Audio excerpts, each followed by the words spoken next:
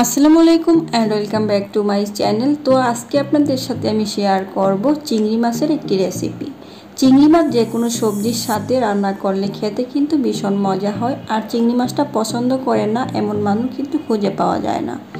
তো আজকে দুন্দুল আর আলু দিয়ে সবচেয়ে বেশি মজা করে কিভাবে আপনারা চিংড়ি মাছটা রান্না করতে পারেন সেই রেসিপিটি শেয়ার করছি। যারা একদমই নতুন আছেন আশা করছি তাদের জন্য রেসিপিটি অনেক কাজে আসবে। প্রথমে চিংড়ি মাছগুলো আমি ভেজে নিব, তবে আপনারা না ভেজেও রান্নাটা করতে পারবেন।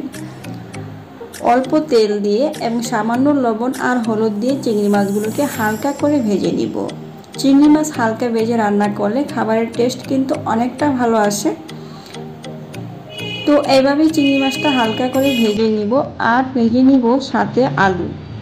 আমি এখানে দুইটা মাঝারি সাইজের আলু লম্বা লম্বা পিস করে কেটে নিয়েছি। এই আলুগুলোকে হালকা করে ভেজে নিব।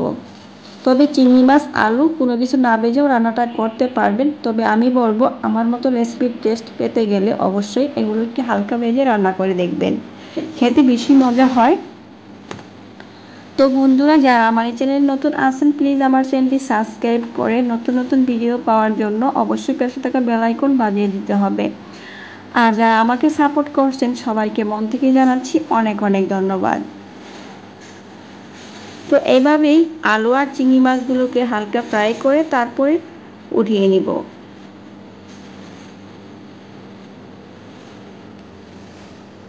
চিংড়ি মাছ আলু ভাজা হয়ে যাওয়ার পর আমি উঠিয়ে নিয়েছি। একই কড়াইতে আমি আরও কিছুটা তেল দিয়ে দিচ্ছি হাফ কাপ পেঁয়াজ কুচি। এবার এই পেঁয়াজ কুচিগুলোকে কিছুক্ষণ ভেজে নিতে হবে। পেঁয়াজটা ভাজার সময় রান্নার জন্য পরিমাণ মতো লবণটা দিয়ে দিব। লবণটা আমি প্রথমে ইউজ করি, কারণ লবণ ইউজ করাতে পেঁয়াজটা খুব তাড়াতাড়ি সিদ্ধ হয়ে যায় আর নরম হয়ে যায়।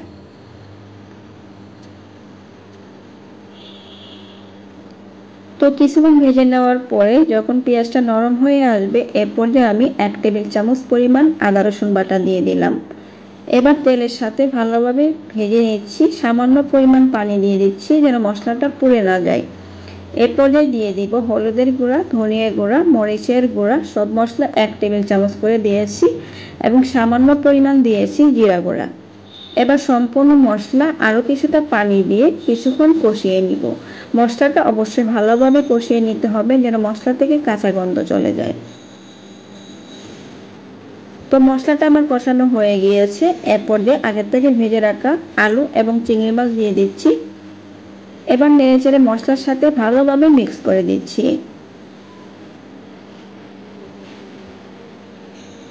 এরপর দিয়ে দিব এখানে বড় সাইজের 3টি দুন্দুল, একদম কচি টাইপের দুন্দুলটা নিতে হবে।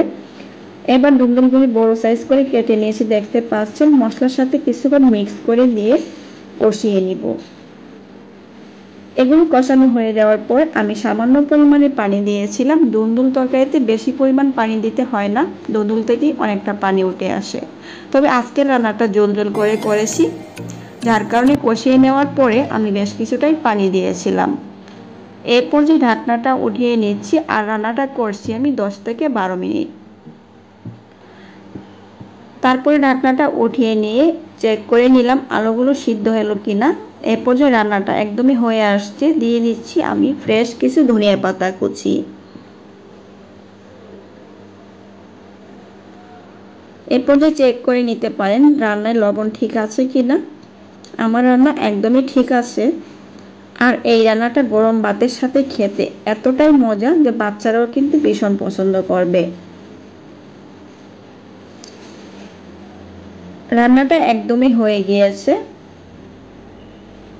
একটু কাছ থেকে দেখাচ্ছি, কালার দেখে বুঝতে পারছেন। এভাবে রান্না করে অবশ্যই একবার হলো খেয়ে দেখবেন।